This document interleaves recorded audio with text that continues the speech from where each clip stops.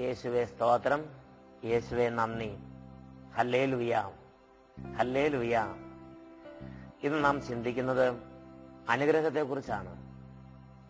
കർത്താവായ യേശു ക്രിസ്തുവിലേക്ക് കടന്നു വന്നിട്ടുള്ള നിരവധി വ്യക്തികൾക്ക് അനുഗ്രഹത്തെക്കുറിച്ചുള്ള പരിജ്ഞാനമില്ലായകയാൽ ജീവിതത്തിലെ ഓരോ പ്രതികൂല സാഹചര്യങ്ങളും ഓരോ തരത്തിലുള്ള എതിർ സാഹചര്യങ്ങളും അവരെ ദുർബലപ്പെടുത്തുന്നതായി എന്റെ ശ്രദ്ധയിൽപ്പെടുകയാണ്. പ്രിയപ്പെട്ട സഹോദരങ്ങളെ, അനുഗ്രഹം എന്താണ് എന്ന് നാം വ്യക്തമായി മനസ്സിലാക്കണം. ദൈവം നമ്മെ അനുഗ്രഹത്തിലേക്കാണ് വിളിച്ചിരിക്കുന്നത്. തന്റെ പ്രിയപ്പെട്ടവർക്കായി ദൈവം അനുഗ്രഹം വാഗ്ദാനം ചെയ്തിട്ടുണ്ട്. എന്താണ് അനുഗ്രഹമെന്ന് നാം മനസ്സിലാക്കുന്നില്ലെങ്കിൽ യേശുക്രിസ്തുവിലേക്ക് ഒരു വ്യക്തി കടന്നു വന്നാലും ആ വ്യക്തിയുടെ ജീവിതത്തിൽ എപ്പോഴും മനോഭാരവും മനോവിഷമങ്ങളും നിറഞ്ഞു നിൽക്കുന്നത് എന്റെ ശ്രദ്ധയിൽപ്പെട്ടിട്ടുണ്ട്. ഒരു നാടോടി കഥ എന്റെ മനസ്സിലേക്ക് വരികയാണ്. ഒരു ദിവസം ഒരു കൃഷിക്കാരന്റെ ഭവനത്തിലേക്ക് കാട്ടിൽ നിന്നും ഒരു കുതിര കയറി വന്നു. ആ കുതിര ഭവനത്തിലെത്തിയപ്പോൾ കൃഷിക്കാരന് വലിയ സന്തോഷമായി. ആ കൃഷിക്കാരൻ പറഞ്ഞു, ദൈവം എന്നെ അനുഗ്രഹിച്ചു, ദൈവാനുഗ്രഹം കൊണ്ട് ഒരു കുതിര എന്റെ വീട്ടിലേക്ക് വന്നിരിക്കുന്നു. വലിയ സന്തോഷമായി. കുറച്ച് ദിവസങ്ങൾ കഴിഞ്ഞപ്പോൾ ആ കുതിര കാട്ടിലേക്ക് തന്നെ മടങ്ങിപ്പോയി. കൃഷിക്കാരന് വലിയ ദുഃഖമായി. അദ്ദേഹം പറഞ്ഞു, ഓ നാശം, ദൈവം എന്നെ കാക്കുന്നില്ലല്ലോ, ദൈവം എന്നെ ശ്രദ്ധിക്കുന്നില്ലല്ലോ. അദ്ദേഹത്തിന് സങ്കടമായി. വീണ്ടും കുറച്ച് ദിവസങ്ങൾ കഴിഞ്ഞപ്പോൾ കാട്ടിലേക്ക് പോയ കുതിര വേറെ 2-3 കുതിരകളുമായി തിരിച്ചു വന്നു. അപ്പോൾ കൃഷിക്കാരന് ആദ്യത്തേക്കതിന് ഏറെ സന്തോഷമായി. കൃഷിക്കാരൻ പറഞ്ഞു, ദൈവം എന്നെ അനുഗ്രഹിച്ചു, ദൈവാനുഗ്രഹം. കുറച്ച് ദിവസങ്ങൾ കഴിഞ്ഞപ്പോൾ കൃഷിക്കാരന്റെ മകൻ ആ ഒരു കുതിരയുടെ മുകളിൽ നിന്ന് നിലത്ത് വീണ് കാലൊടിഞ്ഞ് കിടപ്പായി. അപ്പോൾ കൃഷിക്കാരന് വലിയ സങ്കടമായി. അദ്ദേഹം പറഞ്ഞു, നാശം, ഇത് നാശമാണ്. അദ്ദേഹത്തിന് സന്തോഷം കിട്ടുന്നില്ല, വളരെ ദുഃഖമായി. അങ്ങനെ ഇരിക്കുമ്പോൾ ആ രാജ്യത്ത് വലിയ പ്രതികൂലം ഉണ്ടായി. രാജ്യത്തിന്റെ ഭരണാധിപൻ കൽപ്പന പുറപ്പെടുവിച്ചു, രാജ്യത്തുള്ള യുവാക്കളെല്ലാം നിർബന്ധിത സൈനിക സേവനത്തിന് വേണ്ടി ചെല്ലണമെന്ന്. പട്ടാളം എല്ലാ ഭവനങ്ങളിൽ നിന്നും യുവാക്കന്മാരെ റിക്രൂട്ട് ചെയ്ത് നിർബന്ധമായി സൈനിക സേവനത്തിന് കൊണ്ടുപോയി. അപ്പോൾ ഈ ഭവനത്തിൽ, കൃഷിക്കാരന്റെ ഭവനത്തിൽ വന്നപ്പോൾ ഇദ്ദേഹത്തിന്റെ മകൻ, യുവാവായ ഇദ്ദേഹത്തിന്റെ മകൻ കാലൊടിഞ്ഞ് കിടക്കുന്നതിനാൽ ഇദ്ദേഹത്തെ കൊണ്ടുപോകാൻ സാധിച്ചില്ല. കൃഷിക്കാരന് വീണ്ടും സന്തോഷമായി. കൃഷിക്കാരൻ പറഞ്ഞു, കാലൊടിഞ്ഞത് ദൈവാനുഗ്രഹം. അപ്പോൾ എന്താണ് ദൈവാനുഗ്രഹത്തിന്റെ മാനദണ്ഡം? നമ്മുടെ പലരുടെയും ചിന്ത, ദൈവാനുഗ്രഹം എന്ന് പറഞ്ഞാൽ നമ്മൾ വിചാരിക്കുന്നത് പോലെ കാര്യങ്ങളെല്ലാം നടക്കണം, നമ്മൾ വിചാരിക്കുന്ന പോലെ എല്ലാം ശുഭമായിരിക്കണം. ബൈബിളിൽ എന്താണ് ദൈവാനുഗ്രഹത്തെ കുറിച്ച് പറഞ്ഞിരിക്കുന്നത്? യേശുക്രിസ്തുവിന്റെ പ്രബോധനത്തിൽ ദൈവാനുഗ്രഹത്തെ കുറിച്ച് വെളിപ്പെടുത്തുന്ന ഒരു ഭാഗം ലൂക്കായുടെ സുവിശേഷം 16-ാം അധ്യായം 19 മുതൽ 33 വരെ വാക്യങ്ങളിൽ കാണുന്നുണ്ട്. അവിടെ യേശുക്രിസ്തു ആദ്യം ഒരു ധനാഢ്യനായ മനുഷ്യനെ അവതരിപ്പിക്കുകയാണ്. ചെമന്ന പട്ടും മൃദുല വസ്ത്രങ്ങളും എന്നും സുഭിക്ഷമായ ഭക്ഷണവും കഴിച്ചിരുന്ന ധനാഢ്യനായ മനുഷ്യൻ. അദ്ദേഹത്തിനെല്ലാം ഉണ്ടായിരുന്നു. സമൃദ്ധി, ഐശ്വര്യം, സന്തോഷം, ആനന്ദം. ഈ ലോകത്തിൽ ഒരു മനുഷ്യന് നേടാവുന്ന എല്ലാ സൗഭാഗ്യങ്ങളും നേടിയ ഒരു മനുഷ്യൻ, ധനാഢ്യനായ സമൃദ്ധിയുടെ ഒരു മനുഷ്യൻ. ആ മനുഷ്യനെ ഈശോ അവതരിപ്പിക്കുകയാണ്. അതിനുശേഷം ഈശോ മറ്റൊരു വ്യക്തി അവതരിപ്പിക്കുന്നുണ്ട്. എല്ലാം നഷ്ടപ്പെട്ട് ശരീരം മുഴുവൻ വ്രണങ്ങൾ ബാധിച്ച് വ്രണങ്ങൾ പൊട്ടിയൊഴുകി ആ വ്രണങ്ങൾ നായ്ക്കൾ നക്കുന്ന അവസ്ഥയിൽ തകർന്നു കിടക്കുന്ന ഒരു മനുഷ്യൻ, ലാസർ. അദ്ദേഹത്തിന്റെ ജീവിതത്തിൽ അദ്ദേഹത്തിന് ആരുമില്ല, ജീവിത പങ്കാളിയോ മക്കളോ ഉള്ളതായി വെളിപ്പെടുത്തുന്നില്ല. അദ്ദേഹം എല്ലാം തകർന്ന അവസ്ഥയിലാണ്. അദ്ദേഹം ദുഃഖത്തിന്റെ മനുഷ്യനാണ്. കാരണം അദ്ദേഹത്തിന് സ്വന്തമായി ഭൂമിയിൽ ആരുമില്ല, അദ്ദേഹത്തിന് വിശപ്പടക്കാൻ ഭക്ഷണമില്ല, അദ്ദേഹത്തിന് തണുപ്പ് പറ്റാൻ വസ്ത്രമില്ല, അദ്ദേഹത്തിന് ഈ ഭൂമിയിൽ ഒന്നുമില്ലാത്ത അവസ്ഥയിൽ തകർന്ന ജീവിതം.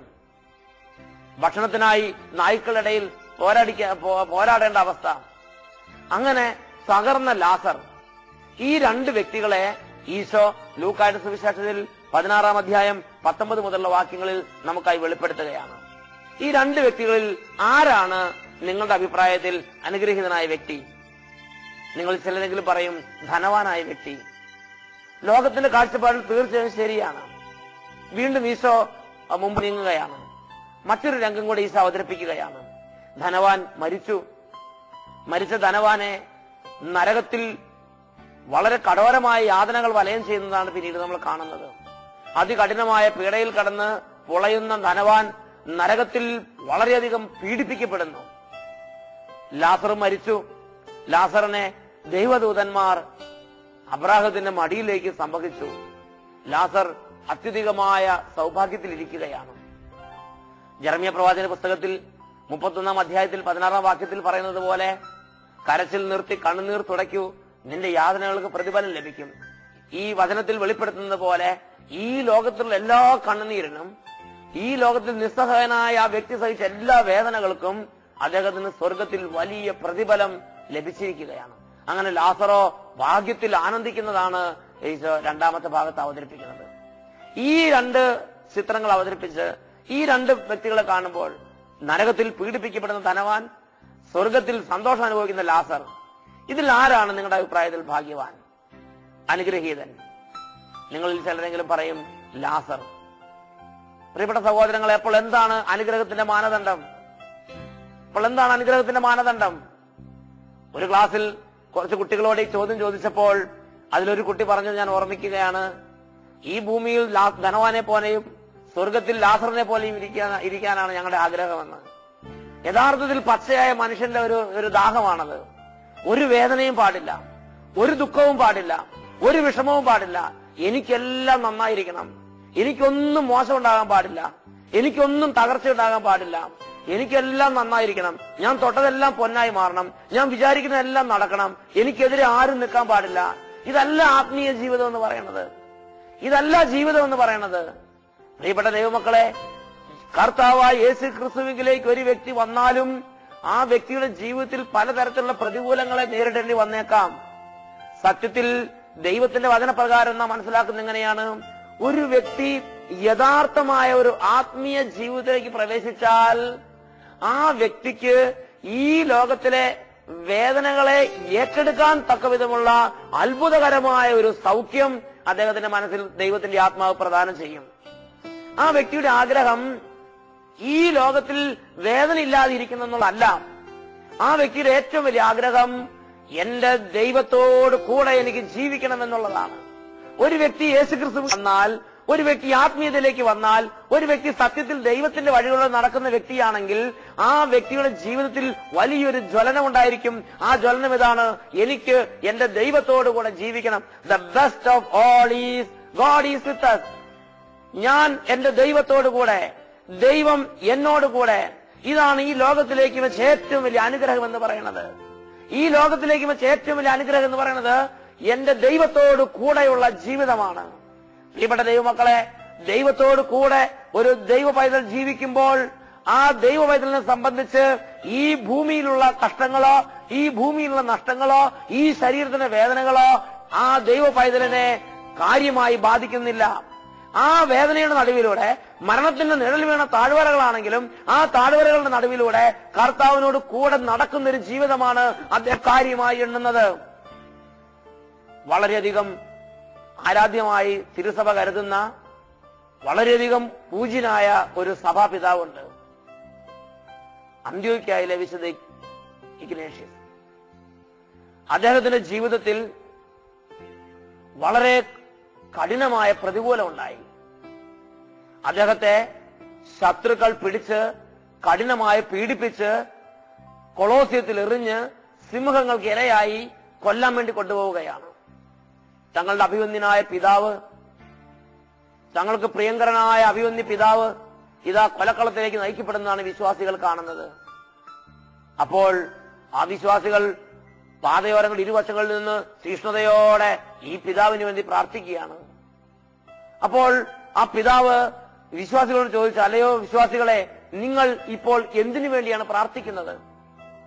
അപ്പോൾ ആ വിശ്വാസികൾ സന്തോഷത്തോടെ അല്ലെങ്കിൽ വലിയ ആവേശത്തോടെ പറഞ്ഞു, പിതാവിനെ കഷ്ടതയുടെ കരങ്ങളിൽ നിന്ന് രക്ഷിക്കാൻ വേണ്ടിയാണ് ഞങ്ങൾ പ്രാർത്ഥിക്കുന്നത്. അപ്പോൾ പിതാവ് വളരെ അഭിഷേകം നിറഞ്ഞ് ആ വിശ്വാസികളോട് സംസാരിക്കുന്ന ഒരു ഭാഗമുണ്ട്. ആ വിശ്വാസികളോട് പിതാവ് പറഞ്ഞിങ്ങനെയാണ്: ഞാൻ എന്റെ ദൈവത്തോട് പ്രാർത്ഥിക്കുന്നത് സിംഹങ്ങളുടെ ദംഷ്ട്രകൾക്കിടയിൽ നിന്ന് എന്നെ രക്ഷിക്കണമെന്നുള്ളതല്ല, പിന്നെയോ ആ സിംഹങ്ങളുടെ ദംഷ്ട്രകൾക്കിടയിൽ ഞാൻ പിച്ച് ചീന്തപ്പെടണം എന്നതിനാണ് ദൈവത്തോട് ഞാൻ പ്രാർത്ഥിച്ചുകൊണ്ടിരിക്കുന്നത്. ഒരു വ്യക്തി യഥാർത്ഥത്തിൽ ദൈവപൈതലായി മാറിയാൽ ഒരു വ്യക്തി പരിശുദ്ധാത്മാവിന്റെ നിറവിലായി മാറിയാൽ ഈ ലോകത്തിലെ നിസ്സാരമായ കഷ്ടതകളിൽ നിന്ന് രക്ഷപ്പെടണമെന്നുള്ളത് അല്ലായിരിക്കും ആ വ്യക്തിയുടെ ഏറ്റവും വലിയ ആഗ്രഹം. ആ വ്യക്തിയുടെ ഏറ്റവും വലിയ ദാഹം എന്ന് പറയുന്നത് ദൈവത്തോട് ചേർന്ന് നടക്കണം, ദൈവത്തോട് ചേർന്ന് ഇരിക്കണം, ദൈവത്തോട് ചേർന്ന് ജീവിക്കണം. അതിനുവേണ്ടി എന്ത് ത്യാഗം വന്നാലും അതെനിക്ക് ഏറ്റെടുക്കണം, അതിനുവേണ്ടി എന്ത് കഷ്ടം സഹിക്കേണ്ടി വന്നാലും എനിക്ക് സഹിക്കണം, അതിനുവേണ്ടി എന്ത് വേദന എടുക്കേണ്ടി വന്നാലും എനിക്ക് വേദന എടുക്കണം. ഇതാണ് ആ ദൈവപൈതലിന്റെ മനസ്സിൽ ജ്വലിച്ചു നിൽക്കുന്ന തീഷ്ണതയെന്ന് അനേകം സഭാപിതാക്കന്മാരുടെ ജീവിതത്തിൽ നിന്ന് നാം മനസ്സിലാക്കുകയാണ്. വിശുദ്ധ ക്ലാര പുണ്യവതിയെ കുറിച്ച് പുസ്തകത്തിൽ വായിക്കുന്നത് നാം ഓർക്കുകയാണ്. വിശുദ്ധ ക്ലാര പുണ്യവതി 28 വർഷം ഒരു രോഗത്താൽ പീഡിപ്പിക്കപ്പെടുന്ന സാഹചര്യം ഉണ്ടായി. അങ്ങനെ 28 വർഷം രോഗത്താൽ പീഡിപ്പിക്കപ്പെട്ട് കഴിഞ്ഞപ്പോൾ ഒരു വ്യക്തി ക്ലാര പുണ്യവതിയോട് ചോദിച്ചു, അല്ലയോ ക്ലാര പുണ്യവതി, അങ്ങ് ഈ രോഗം സഹിച്ചു കഴിച്ച് മടുത്തില്ലേ? അപ്പോൾ ക്ലാര പുണ്യവതി സുസ്മേരവദനയായി ആ വ്യക്തിയോട് മറുപടി പറഞ്ഞ രംഗം അദ്ദേഹത്തിന്റെ ജീവചരിത്രത്തിലുണ്ട്. ക്ലാര പുണ്യവതി പറഞ്ഞ മറുപടി പ്രകാരമാണ്: എന്റെ പിതാവായ അസീസിയിലെ ഫ്രാൻസിസിൽ നിന്ന് ക്രൂശിതനായ യേശു ക്രിസ്തുവിനെ കേട്ടത് മുതൽ ഒരു രോഗവും എനിക്ക് രോഗമായി തോന്നിയിട്ടില്ല, ഒരു വേദനയും എനിക്ക് വേദനയായി തോന്നിയിട്ടില്ല. ഇതാണ് എന്റെ സൗഭാഗ്യം. എന്റെ ക്രൂശിതനായ യേശുവിനെ അനുകരിക്കാൻ എന്നെ അനുവദിക്കൂ. ഇതാണ് എന്റെ സൗഭാഗ്യം. പ്രിയപ്പെട്ട സഹോദരങ്ങളെ, ഒരു വ്യക്തി യഥാർത്ഥത്തിൽ ജഡിക ജീവിതം വിട്ട്, ജഡത്തിന്റെ മാർഗങ്ങൾ വിട്ട് ആത്മീയതയിലേക്ക് അഭിഷേകം ചെയ്യപ്പെട്ടാൽ, യേശു ക്രിസ്തുവിലേക്ക് ഉയർന്നാൽ, യേശു ക്രിസ്തുവിലേക്ക് വളർന്നാൽ, ആ വ്യക്തിയുടെ ജീവിതത്തിലെ ഏറ്റവും വലിയ സന്തോഷം ഈ ലോകത്തിൽ വേദന ഇല്ലാതിരിക്കുന്നതല്ല, പിന്നെയോ ദൈവത്തോട് ചേർന്ന് നടക്കുന്നതിലാണ് ആ വ്യക്തിയുടെ ഏറ്റവും വലിയ സന്തോഷം. അതിനുവേണ്ടിയാണ് നമ്മുടെ കർത്താവായ യേശു ക്രിസ്തു കുരിശിൽ നമുക്ക് വേണ്ടി മരിച്ചത്. തെസ്സലോനിക്കക്കാർക്ക് എഴുതിയ 1-ാം ലേഖനത്തിൽ 5-ാം അധ്യായം 10-ാമത്തെ വാക്യം വചനം പഠിപ്പിക്കുന്നു: ഉണർവിലും ഉറക്കത്തിലും നാം അവനോടുകൂടെ വാഴേണ്ടതിന് അവൻ നമുക്കെല്ലാവർക്കും വേണ്ടി മരിച്ചു. ഉണർവിലും ഉറക്കത്തിലും നാം അവനോടുകൂടെ വാഴേണ്ടതിന് അവൻ നമുക്കെല്ലാവർക്കും വേണ്ടി മരിച്ചു. 1 തെസ്സലോനി 5:10. ഈ ലോകത്തിലെ ജീവിതത്തിന് വേണ്ടി മാത്രമാണ് നാം യേശുക്രിസ്തുവിൽ പ്രത്യാശ വെച്ചിട്ടുള്ളതെങ്കിൽ നാം മറ്റെല്ലാ മനുഷ്യരെക്കാളും നിർഭാഗ്യവാന്മാരാണ്. ഈ ജഡത്തിന് വേണ്ടി മാത്രമല്ല യേശുക്രിസ്തു കുരിശിൽ മരിച്ചത്. നമുക്കായി ഒരു ഉന്നത ജീവിതമുണ്ട്, നമുക്കായി ഉയരങ്ങളിൽ ഒരു ജീവിതമുണ്ട്, നമുക്കായി ഒരു സ്വർഗീയ ജീവിതമുണ്ട്. പ്രിയപ്പെട്ട ദൈവമക്കളെ, ഈ ലോകത്തിലെ ഏറ്റവും വലിയ നന്മ എന്ന് പറയുന്നത് ദൈവത്തോട് കൂടെയുള്ള ജീവിതമാണ്. അപ്പസ്തോല പ്രവർത്തനം 14:22. അപ്പസ്തോലനായ പൗലോസ് വിശ്വാസികളുടെ സമൂഹത്തിൽ വെളിപ്പെടുത്തുന്ന വലിയൊരു ആത്മീയ രഹസ്യമുണ്ട്. അപ്പസ്തോല പ്രവർത്തനം 14:22. വിശ്വാസത്തിൽ ഉറച്ചു നിന്ന് കഷ്ടതയിലും ക്ലേശത്തിലൂടെ യാത്ര ചെയ്ത് വിശ്വാസത്തിൽ ഉറച്ചു നിന്ന് ദൈവത്തെ മഹത്വപ്പെടുത്താൻ ഉത്ബോധിപ്പിക്കുന്ന അപ്പസ്തോലൻ ദൈവമക്കൾക്ക് നൽകുന്ന വളരെ വ്യക്തമായൊരു ബോധ്യമാണ്: വിശ്വാസത്തിൽ ഉറച്ചു നിൽക്കുന്ന ഓരോരുത്തരും പീഡിപ്പിക്കപ്പെടും, വിശ്വാസത്തിൽ ഉറച്ചു നിൽക്കുന്ന ഓരോരുത്തരും ഞെരുക്കപ്പെടും. ഇത് ഈശോ തന്നെ വാഗ്ദാനം ചെയ്തിട്ടുണ്ടല്ലോ. യോഹന്നാൻ 16:33 വചനം പഠിപ്പിക്കുന്നു: ഈ ലോകത്തിൽ നിങ്ങൾക്ക് ഞെരുക്കമുണ്ടാകും, എങ്കിലും ധൈര്യമായിരിക്കുവിൻ, ഞാൻ ഈ ലോകത്തെ കീഴടക്കിയിരിക്കുന്നു. ഈ ലോകത്തിൽ നിങ്ങൾക്ക് ഞെരുക്കമുണ്ടാകും, ധൈര്യമായിരിക്കുവിൻ, ഞാൻ ലോകത്തെ കീഴടക്കിയിരിക്കുന്നു. യോഹന്നാന്റെ സുവിശേഷം 15:19 വചനം പഠിപ്പിക്കുന്നു: നിങ്ങൾ ഈ ലോകത്തിന്റേതായിരുന്നെങ്കിൽ ഈ ലോകം സ്വന്തമായതിനെ സ്നേഹിക്കുമായിരുന്നു. എന്നാൽ ഞാൻ നിങ്ങളെ ഈ ലോകത്തിൽ നിന്ന് തെരഞ്ഞെടുത്തതുകൊണ്ട്, നിങ്ങൾ ഈ ലോകത്തിൻ്റെതല്ലാത്തത് കൊണ്ട് ലോകം നിങ്ങളെ ദ്വേഷിക്കും. പ്രിയപ്പെട്ട ദൈവമക്കളെ, ഒരു വ്യക്തി കർത്താവായി യേശു ക്രിസ്തുവിനോടുകൂടെ നടക്കുമ്പോൾ, ഒരു വ്യക്തി പിതാവിന്റെ മാർഗത്തിൽ നടക്കുമ്പോൾ, ഒരു വ്യക്തി ദൈവത്തോട് സ്നേഹത്തിൽ ഒട്ടി നിൽക്കുമ്പോൾ, ഒരുപക്ഷെ ലോകം നൽകിയ താങ്ങുകൾ ലോകം പിൻവലിച്ചേക്കാം. രാജാക്കളും നേതാക്കളും ഒരുപക്ഷെ പ്രതികൂലമായി നിന്നേക്കാം. ഈ ജഡം തന്നെ ഒരുപക്ഷെ ഭാരപ്പെട്ടേക്കാം. എങ്കിലും പ്രിയരെ, കർത്താവിനോട് ചേർന്ന് നടക്കുന്നതിൽ സന്തോഷിക്കുവിൻ, കർത്താവിനോട് ഐക്യത്തിലിരിക്കുന്നതിൽ ആനന്ദിക്കുവിൻ. ഒരു ദൈവ പൈതലായി ഞാനും നിങ്ങൾ അഭിഷേകം ചെയ്യപ്പെട്ടിട്ടുണ്ടെങ്കിൽ ഈ ജീവിതത്തിൽ എന്റെയും നിങ്ങളുടെയും ഏറ്റവും വലിയ ദാഹം ദൈവത്തോട് ചേർന്ന് നടക്കുക എന്നുള്ളത്. The best of all is God is with us. ഈ ലോകത്തിലെ ഏറ്റവും വലിയ സൗഭാഗ്യം എന്ന് പറയുന്നത് ദൈവത്തോട് കൂടെയുള്ള ഒരു ജീവിതമാണ്.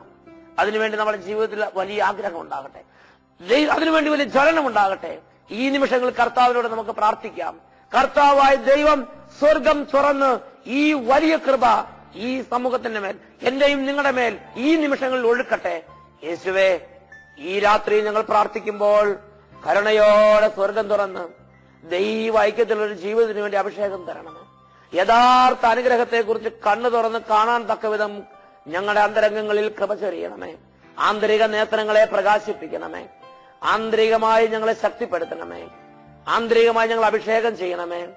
നിരവധി പീഡനങ്ങളിലൂടെ, നിരവധി വേദനകളിലൂടെ, നിരവധി കഷ്ടങ്ങളിലൂടെ നടക്കേണ്ടി വന്നാലും എന്റെ ദൈവത്തോട് കൂടെയുള്ള ജീവിതമാണ് ഈ ലോകത്തിൽ ഏറ്റവും വലിയ സൗഭാഗ്യമെന്ന ബോധ്യത്തോടെ അടിയുറച്ചു നിൽക്കാൻ അനുഗ്രഹിക്കണമേ. ഹെബ്രായ ലേഖനം 10:38-39 പഠിപ്പിക്കുന്നത് പോലെ എന്റെ നീതിമാൻ വിശ്വാസം മൂലം ജീവിക്കുന്നു. അവൻ പിന്മാറുന്നെങ്കിൽ എന്റെ ആത്മാവ് അവനിൽ പ്രസാദിക്കുകയില്ല.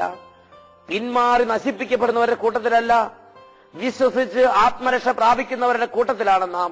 യേശുവേ സ്തോത്രം, യേശുവേ നന്ദി. Hallelujah, hallelujah, hallelujah.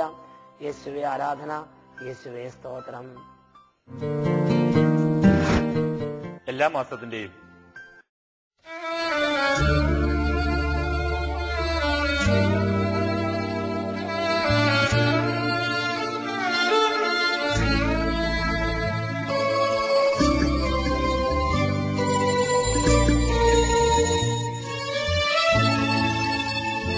ഞങ്ങളുടെ അഡ്രസ്: ഡയറക്ടർ, സെഹിയോൻ ധ്യാന കേന്ദ്രം, താവളം PO, അട്ടപ്പാടി, പാലക്കാട് ജില്ല, കേരള. പിൻ 678589. Phone 04924253333 and 253647. ഞങ്ങളുടെ email ID sehion@gmail.com. Website www.sehion.org.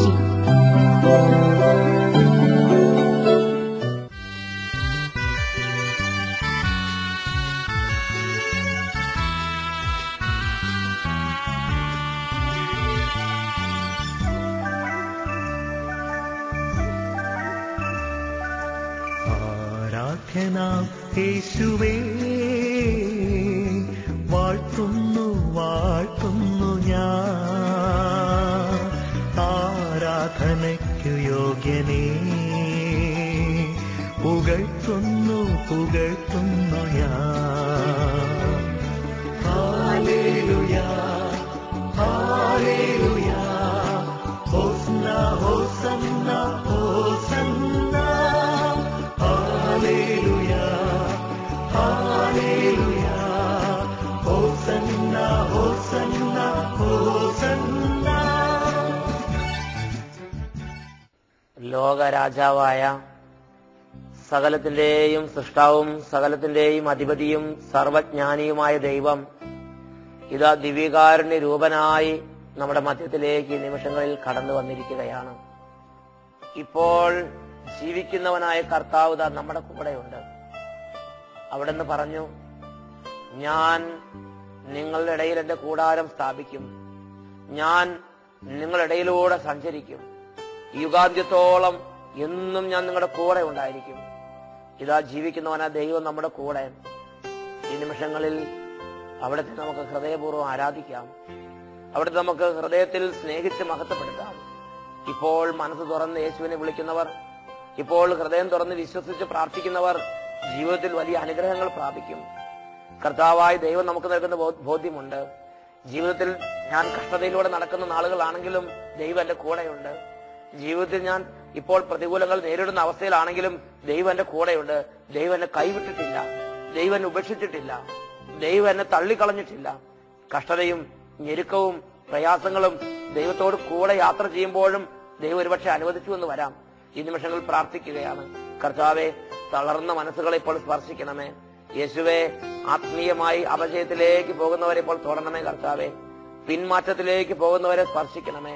എന്റെ ദൈവം എന്നെ ഉപേക്ഷിച്ചെന്ന് ചിന്തിക്കുന്നവരെ ഇപ്പോൾ അവിടുന്ന് തൊട്ട് ആത്മീയ സൗഖ്യങ്ങൾ നൽകണം പ്രാർത്ഥിക്കുന്നു. മാനസികമായി വ്യഥകളിലിരിക്കുന്നവരെ അവിടെ തൊടണമേ. കർത്താവെ, ആത്മീയമായ ജീവിതത്തെക്കുറിച്ചുള്ള ബോധ്യങ്ങൾ നഷ്ടപ്പെട്ടവരെ അവിടുന്ന് സ്പർശിക്കണമേ. എന്റെ ദൈവം എന്നെ ഒരിക്കലും ഉപേക്ഷിക്കുകയില്ല, എന്റെ ദൈവം എന്നെ തള്ളിക്കളയുകയില്ല. കർത്താവെ, അവിടുന്ന് ഒരിക്കലും ഉപേക്ഷിക്കാതെ കുറ്റപ്പെടുത്താതെ ഉദാരമായി നൽകുന്നവനാണ് എന്ന ബോധ്യത്താൽ പ്രിയ ജനത്തെ അവിടെ നിറയ്ക്കണമേ എന്ന് പ്രാർത്ഥിക്കുന്നു. Hallelujah, hallelujah, hallelujah. ഈ നിമിഷങ്ങളിൽ അത്ഭുതങ്ങൾ ഉണ്ടാകട്ടെ. ഈ നിമിഷങ്ങളിൽ ദൈവകൃപ പ്രാപിക്കട്ടെ. നഷ്ടപ്പെട്ട ആത്മീയാഭിഷേകങ്ങളെല്ലാം മക്കൾക്ക് തിരികെ ലഭിക്കട്ടെ. ഈ നിമിഷങ്ങളിൽ അങ്ങയുടെ ഓരോ മകനും മകൾക്കും നഷ്ടപ്പെട്ട ഓരോന്ന് യഥാകാലം നൽകുന്ന അങ്ങയുടെ കാരുണ്യം അനുഭവപ്പെടട്ടെ. Hallelujah, hallelujah. ആരോഗ്യം നഷ്ടപ്പെട്ടവർക്ക് ആരോഗ്യം ലഭിക്കട്ടെ. തീഷ്ണത നഷ്ടപ്പെട്ടവർക്ക് തീഷ്ണത ലഭിക്കട്ടെ. വിശ്വാസ ബോധ്യങ്ങൾ നഷ്ടപ്പെട്ടവർക്ക് വിശ്വാസ ബോധ്യങ്ങൾ ലഭിക്കട്ടെ. ആത്മീയ ഉണർവ് നഷ്ടപ്പെട്ടവർക്ക് ആത്മീയ ഉണർവ് ലഭിക്കട്ടെ. പ്രാർത്ഥനാ വരങ്ങൾ നഷ്ടപ്പെട്ടവർക്ക് പ്രാർത്ഥനാ വരങ്ങൾ ലഭിക്കട്ടെ. ദൈവത്തോടുള്ള സ്നേഹം മങ്ങിപ്പോയവർക്ക് വീണ്ടും ദൈവസ്നേഹത്തിന്റെ ജ്വലനം ഉണ്ടാകട്ടെ. ദൈവിക ബോധ്യങ്ങൾ നഷ്ടപ്പെട്ടവർക്ക് വീണ്ടും ദൈവിക ബോധ്യങ്ങൾ നിറയട്ടെ. സ്വർഗം ദൈവമക്കളെ കനിഞ്ഞ് അനുഗ്രഹിക്കുന്ന നിമിഷമായി മാറട്ടെ. Hallelujah, hallelujah, hallelujah, hallelujah. പിതാവേ, പുത്രനായ യേശു ക്രിസ്തുവിന്റെ നാമത്തിൽ ഞങ്ങളെ അനുഗ്രഹിക്കണമേ. Hallelujah, hallelujah. യേശുവേ ആരാധന, ആരാധന. യേശുവേ ആരാധന, ആരാധന. യേശുവേ ആരാധന, ആരാധന. എല്ലാവരും ദൈവത്തെ ആരാധിക്കുന്നു.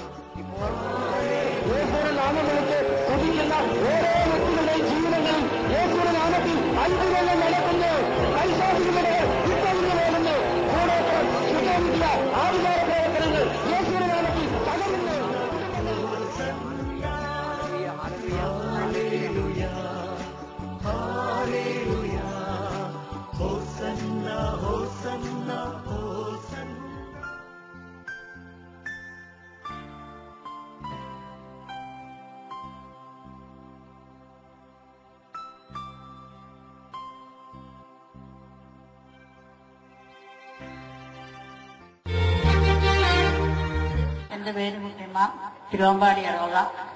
എന്റെ മോളുടെ കല്യാണം കഴിഞ്ഞിട്ട് 3 വർഷമായി.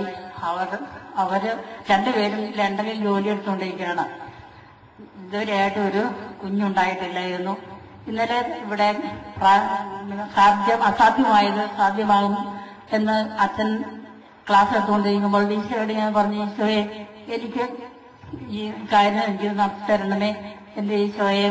ഇന്ന് തന്നെ അച്ഛൻ പറഞ്ഞു, ഇന്ന് തന്നെ നിങ്ങളുടെ ജീവിതത്തിൽ ഈ അത്ഭുതം നടക്കുമെന്ന് പ്രാർത്ഥിക്കാൻ. ഞാൻ അപ്രകാരം പ്രാർത്ഥിച്ചു. ഇന്ന് തന്നെ എനിക്ക് ഈ അത്ഭുതം എന്റെ ജീവിതത്തിൽ ഉണ്ടാകണമെന്ന് ഞാൻ പ്രാർത്ഥിച്ചുകൊണ്ടിരുന്നു. എന്റെ ഈശോയെ, ഈ മാസമെങ്കിലും എനിക്ക് നല്ല ഒരു വിശേഷം കേൾക്കാനിടയാണ് എന്ന് പ്രാർത്ഥിച്ചു. രാത്രി ഞാൻ വീട്ടിൽ പോയി കിടന്നുറങ്ങി. ഒരു 11 മണിയായപ്പോൾ ഒരു ഫോൺ വന്നു ലണ്ടനിൽ നിന്ന്. എന്നെ എഴുന്നേൽപ്പിച്ച മോൾ എന്നോട് പറഞ്ഞു, മമ്മി എനിക്ക് വിശേഷമായിരിക്കുന്നു എന്ന് പറഞ്ഞു. ദൈവത്തിന്റെ സ്തുതി. ഹല്ലേലൂയ. സഹിയോൻ ധ്യാന കേന്ദ്രത്തിലേക്കുള്ള വഴി പാലക്കാട് കോഴിക്കോട് റൂട്ടിൽ മണ്ണാർക്കാട് ബസ് സ്റ്റാൻഡിൽ നിന്നും ആനകട്ടി ബസ്സിൽ കയറി 1 മണിക്കൂർ ദൂരം സൈലന്റ് വാലി ചുരത്തിലൂടെ യാത്ര ചെയ്യുമ്പോൾ താവളം സഹിയോൻ ധ്യാനകേന്ദ്ര സ്റ്റോപ്പിൽ നിങ്ങൾക്ക് ഇറങ്ങാവുന്നതാണ്. എന്റെ പേര് ഷൈന, പുന്നിക്കൽ എന്ന് വരുന്നു. ഇന്നലെ ഞാൻ വളരെയധികം സങ്കടത്തോടുകൂടിയാണ് ഇവിടെ വന്നത്. കുഞ്ഞേട്ടനെ ഗൾഫിലൊരു ജോലിയില്ലാതെ വിഷമിക്കുകയായിരുന്നു. ഇന്നലെ രാത്രി തന്നെ ഞാൻ ഇവിടെ ഒന്ന് സങ്കടപ്പെട്ട് കരഞ്ഞ് കുമ്പസാരിച്ച് കുർബാന സ്വീകരിച്ചപ്പോ രാത്രി തന്നെ കുഞ്ഞേട്ടൻ വിളിച്ചു പറഞ്ഞു, ഒരു ജോലി എനിക്ക് ശരിയായിട്ടുണ്ട്. Hallelujah, hallelujah. ഭർത്താവിന് ജോലിയില്ലാതെ ഒത്തിരി കരഞ്ഞ് കർത്താവിന്റെ സന്നിധിയിൽ കുമ്പസാരിച്ച് കുർബാന സ്വീകരിച്ച് പ്രാർത്ഥിച്ചു. ഇന്നലെ അപ്പോഴേക്കപ്പം തന്നെ കർത്താവ് വിദേശത്ത് ഇടപെട്ട് മകളുടെ ഭർത്താവിന് ജോലി